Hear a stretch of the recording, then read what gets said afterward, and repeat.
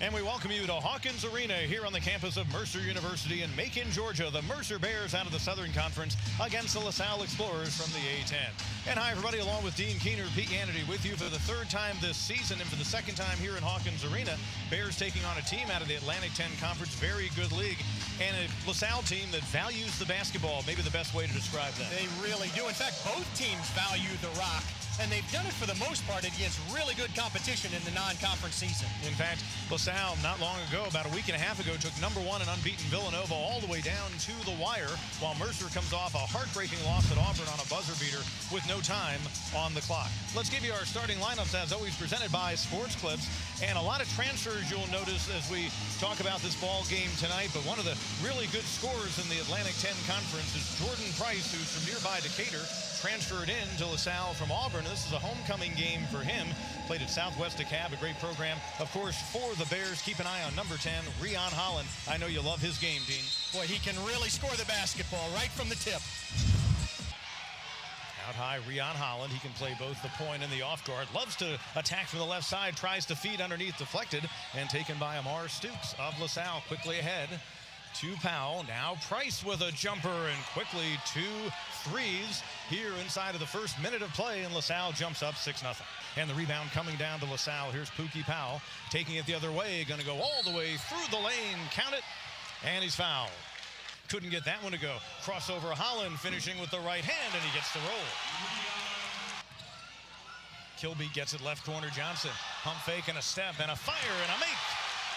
He'd probably tell you, they've been just about as competitive with the exception of maybe gaps in a few of the games. And off the inbound, up and in. Rion Holland having himself some kind of first half. He comes in averaging 18.3, and he's already got 13. Bears have led by as many as 3, trailed by as many as 6, and Strawberry gives them their biggest lead of the night.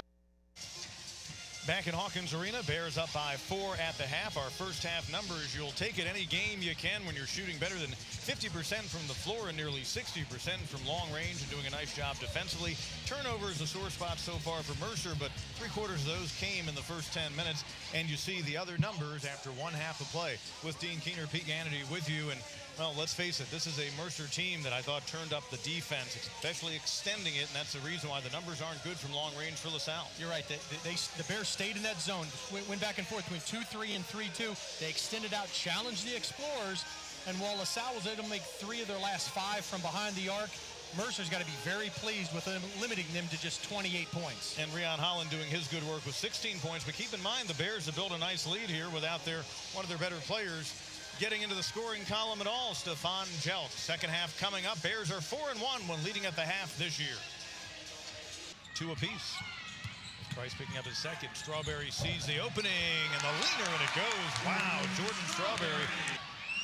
Washington backs in, might have taken a step. No, but then he gets the tip in, using that 16th length over Ngunga. 6 minutes or so without a field goal. Holland tries to end that, and he does. A rainbow 3. And Rion Holland, another 20-point night now with 21. Back when Al Wood from Gray, Georgia, just up the road from here, was at North Carolina, Dean Smith gave him a homecoming, and North Carolina had won a national title several years before that, and then would go on and win a few more in the Dean Smith era. Long one from the right wing, and Jordan Strawberry, 15 points in the game, just like that. Bears within 1. So North Carolina came and played in the old downtown arena against Mercer. So tonight, a second team that hangs a national championship banner is here playing the Bears. And the first time the Bears have seen a team under that category here in Hawkins Arena. Strawberry, they collapse on him. Ringer underneath. Pretty feed by Jordan Strawberry. And the Bears go back in front. Knocked away and recovered by Price nicely. Feed underneath Henry, and he got behind the Bears and throws it home. Oh, this one, a long one from downtown, and Rashad Lewis just 25% from long range, and a huge 3 right there. Oh, this one, a long one from downtown, and Rashad Lewis just 25% from long range, and a huge 3 right there. Half a minute to play. You got to score at least 2 here, maybe 3 from Holland. Gets the roll. Gonna win by the Bears. Inbound, bodies fly, whistle, offensive foul. Oh, an offensive foul is called against Johnny Schuler. Timeout. Jelk's trying to give it back to Strawberry. He'll force a long one. Got it! Was it for 2 or was it for 3? We're waiting for the indication. They're going to say it was for 3. He's only a few points off his career high, which came against Chattanooga last year. Holland for his career high, and he's got it. 27-point night and another lead change, and the Bears are up by 2 once again.